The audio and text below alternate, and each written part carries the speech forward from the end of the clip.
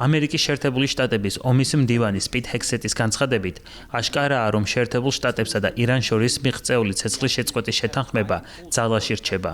მიუხედავად იმისა, რომ მხარეებს შორის საბრძოლო მოქმედებები კვლავ გრძელდება. ამის შესახებ პიტ ჰექსეტმა წარმომადგენელთა პალატის ასიგნებების ქვემო კომიტეტში ისაუბრა, სადაც პენტაგონის მიერ მოთხოვნილ თავდაცვის ბიუჯეტს განიხილავდნენ.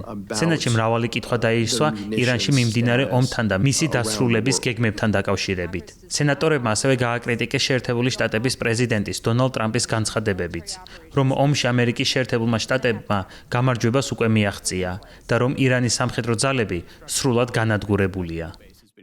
ჩემთვის როგორც კომიტეტის წევრისთვის ეს ნამდვილად არ არის ნათელი. ვხედავთ, რომ ირანი კვლავ აწარმოებს დრონებს. ისინი კვლავ ჩართულნი არიან ამ კონფლიქტში. რიტორიკის მიუხედავად ჩვენ ეს ომი არ მოგვიგია. არსებობს განსხვავება ჩამონგრეული გამოქვაბულიდან დრონის ამოღებასა და ახალი დრონების წარმოებას შორის. ეს სულ სხვა რამაა. შესაძლოა, მაგრამ თუ ირანს ჯერ კიდევ აქვს თავისი სარაკეტო შესაძლებლობების თითქმის 50% და დრონების გამოქვაბულებიდან გამოტანის შესაძლებლობა და ჩვენი მოკავშირეებისა და ამერიკელ სამხედრო მოსამსახურეებზე იერიშების მიტანის უნარი, მაშინ ჩვენ ეს ომი არ მოგვიგია. სენატორებს შორის მწვავე კრიტიკა მოჰყვა ომის მდივანის კიდევ ერთ განცხადებას, რომ ჰორმუზის სრუტეს სრულად ამერიკის შეერთებული შტატები აკონტროლებს. სენატორმა კრის კუნსმა განაცხადა, რომ მცირე ტაქტიკური წარმატებების მიუხედავად, ჰორმუზის სრუტესთან დაკავშირებით ამერიკის შეერთებული შტატები სტრატეგიული მარცხის ზღვარზეა. საპასუხოდ პიტ ჰექსეტმა სენატორი დაადანაშაულა, რომ ის ამერიკელი სამხედროების წარმატებებს უგულებელყოფს. მე თქვენი მტერი არ ვარ, მე თქვენი მოწინააღმდეგე არ ვარ. ვიზიარებ თქვენს მიზანს, რომ ირანს არასოდეს არ უნდა ჰქონდეს გამოყენებადი ბირთვული იარაღი. ჰორმუზის სრუტეზე კონტროლი, ჩვენი პარტნიორებისა და მოკავშირეების გაზისა და ნავთობის წარმოების შესაძლებლობების დაზიანების უნარი, ასევე კომერციული გადაზიდვების შევიწროებისა და დესტაბილიზაციის შესაძლებლობა კვლავ ირანის ხელში რჩება. მათი მოთხოვნაა, რომ ჩვენ ჰორმუზის სრუტეზე მათი სუვერენიტეტი ვაღიაროთ, რასაც ჩემი აზრით ჩვენი პრეზიდენტი არ დაეთანხმა. თქვენ არ დაეთანხმეთ, მე არ ვეთანხმები, თუმცა ჩემი კითხვა კვლავ რჩება, როგორ გავხსნათ ჰორმუზის სრუტე კომერციული გადაზიდვებისთვის.